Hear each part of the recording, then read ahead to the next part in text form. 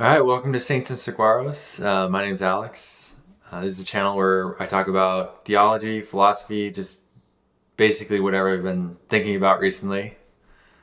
So today's video is going to be about whether or not God is all-powerful. It sounds like a silly question, but as I've thought about it, I think describing God as all-powerful is actually wrong and misleading. And I'll get into why in a second. God is not all-powerful, at least it's misleading to describe him that way. It's helpful here to think about the relationship between an author and a book. Take Lord of the Rings as an example.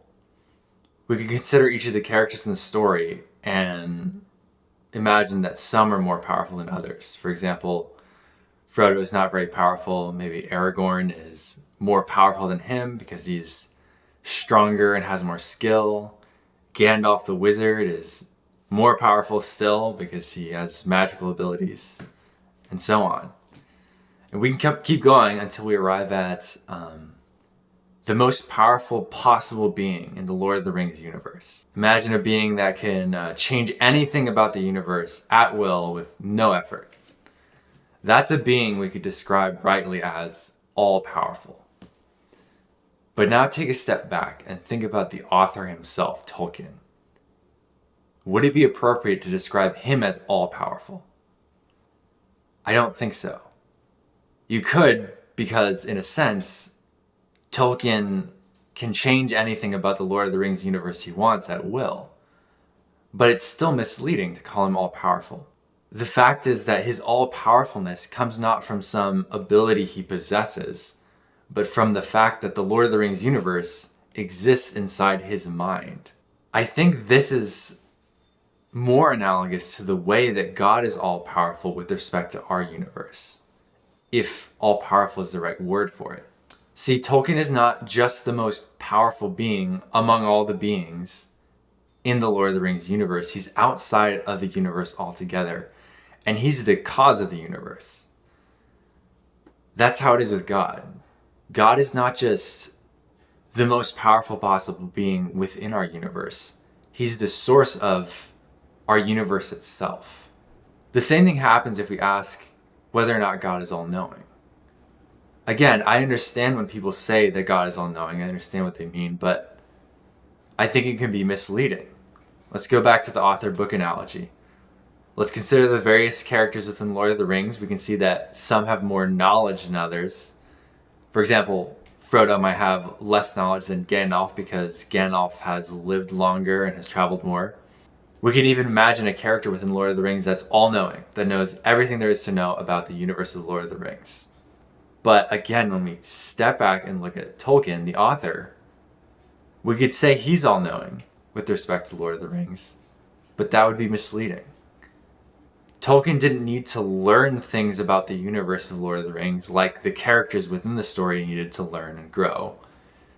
Rather, Tolkien's knowledge of the Lord of the Rings universe is the Lord of the Rings universe.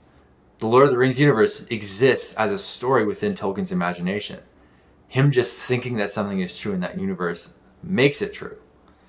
God is not just the most powerful or most knowledgeable being among all possible beings. He is the source of power and knowledge and even being itself. I know that's a hard concept to grasp, but I think it does injustice to God when we conceive of him as simply the greatest of all possible beings. It's actually not high enough. God is outside of our universe altogether. He's outside of the realm of power or knowingness. Rather than saying that God is all-powerful or knowing, I think it would be more accurate to say that power and knowledge are in God. Just like for all the characters within Lord of the Rings, they have various levels of power and various levels of knowledge, but all of their power and all of their knowledge is encompassed within Tolkien himself, in his imagination.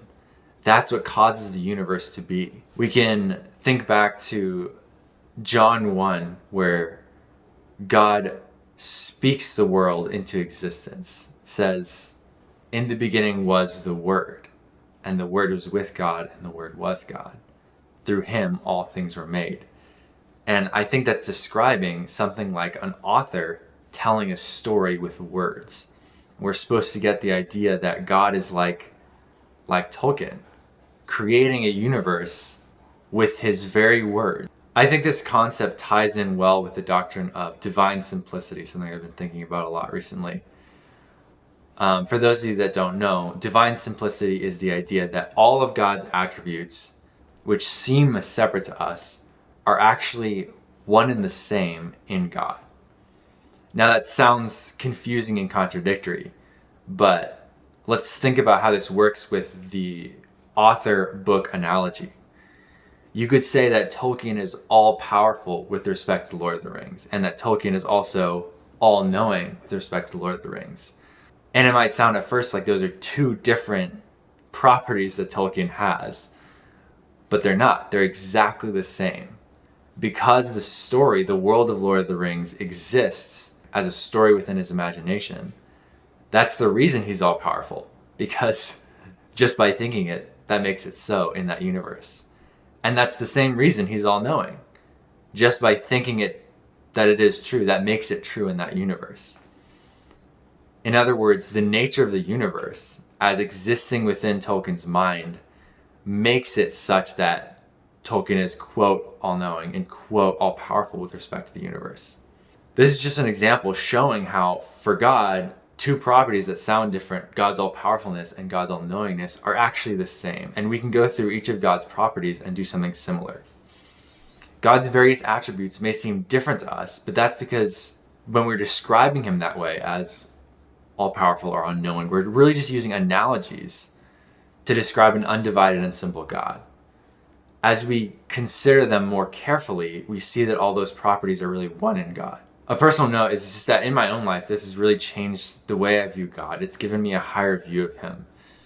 If we go back to the gospel is really just that the highest and most transcendent one who's above all being came down and became a man, that he might restore us to unity with him. It's kind of like this down-up motion. He came down to bring us up to himself. This only makes sense if God is high and holy and transcendent and above us to begin with. There's a danger that we sometimes bring God down to our own level and we make him too small and we forget his beyondness, his otherness, how transcendent and beyond this universe he is. And we really need to recapture that if we want the gospel to make sense, if we want it to strike us with awe.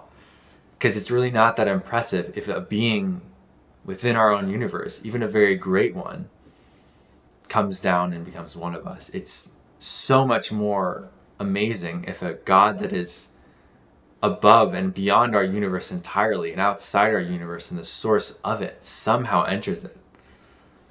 I think it gives new meaning to the gospel. I'll end with a couple quotes from the Bible. In him we live and move and have our being. He is before all things, and in him all things hold together. Thanks for watching. Be sure to join us next time.